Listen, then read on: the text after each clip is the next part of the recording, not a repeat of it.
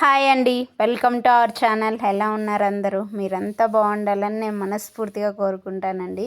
ఇక్కడ ప్లేట్లో ఇవి చూడగానే మీకు గుర్తొచ్చేసి ఉంటుంది, గులాబ్ జామ్స్ చేస్తున్నాను నేను.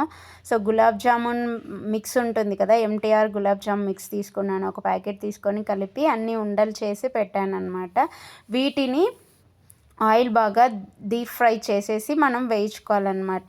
పిండి మీరు కలుపుకునేటప్పుడు వాటర్తో అయినా కలుపుకోవచ్చు, లేదా పాలతో అయినా కలుపుకోవచ్చు. నేను వాటర్తో కలిపాను. ఇక్కడ చూడండి, ఆ బాల్స్ని అయితే కొన్ని కొన్ని వేసి మీడియం ఫ్లేమ్లో పెట్టుకొని దోరగా వేయించుకోండి. చాలా బాగుంటుంది అనమాట. ఇలా గోల్డెన్ బ్రౌన్ కలర్ వచ్చేలాగా వేయించుకుంటే చాలా బాగుంటాయి అన్నమాట చూసేదానికి. ఇక్కడ చూడండి, నేనైతే మామూలుగా మనం ఎంటీఆర్ మిక్స్ ప్యాకెట్ తీసుకుంటే దాని మీద 35 గులాబ్ జామున్స్ అని ఇచ్చున్నారు, కానీ నేనైతే 30 బాల్సే చేశాను అనమాట. 30 బాల్స్ అయ్యాయి నాకైతే.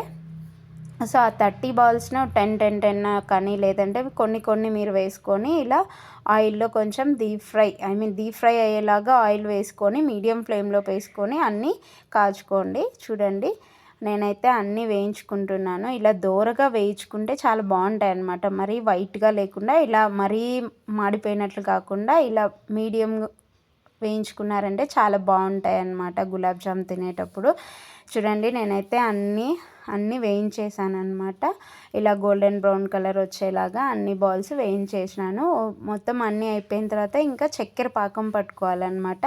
సో ఈ చక్కెర పాకం కోసం ఇక్కడ నేనైతే 200 గ్రామ్స్ ఎంటీఆర్ మిక్స్ తీసుకున్నాను కదా. మామూలుగా అయితే 500 గ్రామ్స్ షుగర్ అని ఇస్తారు, అందులో అంత వేయలేదు నేను, కొంచెం తక్కువ వేసాను. కొంచెం స్వీట్ ఎక్కువ తినే వాళ్ళైతే మీరు పిండి ఎంత తీసుకుంటారో దానికి డబల్ తీసుకుంటే సరిపోతుంది. ఇక్కడ నేనైతే లేత పాకం వచ్చే వరకు ట్రై చేశాను. సో మీరు ఒక 5 to 10 మినిట్స్ ఉడికించేనారంటే పాకంని కరెక్ట్ పాకం వచ్చేస్తుంది అనమాట. ఆలోపు యాలకులు కూడా తీసుకున్నాను. ఇక్కడ చూడండి, కొంచెం అలా బబుల్స్ లైట్గా వచ్చేటప్పటికి పాకం అయిపోతుంది అనమాట, లేత పాకము.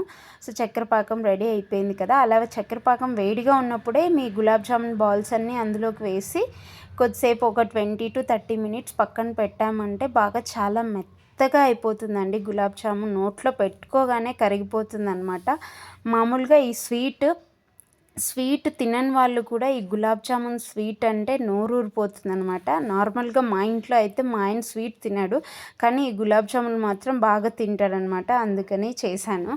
చూడండి, ఇవి వేడివేడిగా పాకంలో వేసిన తర్వాత మళ్ళీ యాలకులు కొంచెం దంచుకొని, లేదు మీ దగ్గర యాలకుల పొడి ఉంటే యాలకుల పొడి అయినా వేసుకోవచ్చు, లేదు యాలకులు కొంచెం పచ్చి దంచుకొని అలా వేయండి. జస్ట్ ఇది ఫ్లేవర్ కోసమే అనమాట, చాలా మంచి టేస్ట్ ఉంటుంది.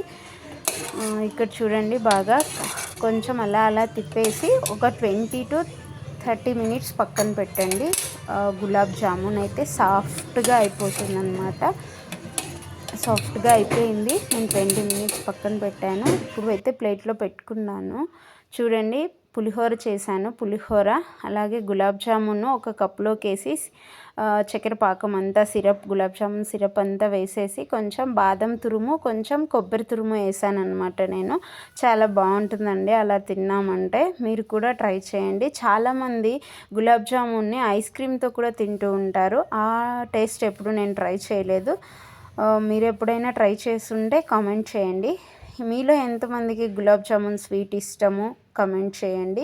అలాగే ఈ వీడియో మీకు నచ్చినట్లయితే లైక్ చేయండి, షేర్ చేయండి. మన ఛానల్ని ఫస్ట్ టైం ఎవరైనా చూస్తుంటే సబ్స్క్రైబ్ చేసుకోండి. స్వీట్ తీసుకోండి, గులాబ్ జామున్ చాలా బాగుంటుంది.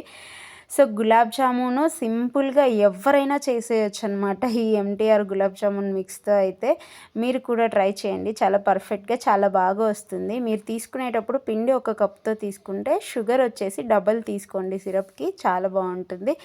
ఇదండి, వీడియో చూసేయండి. Thanks for watching. బాయ్.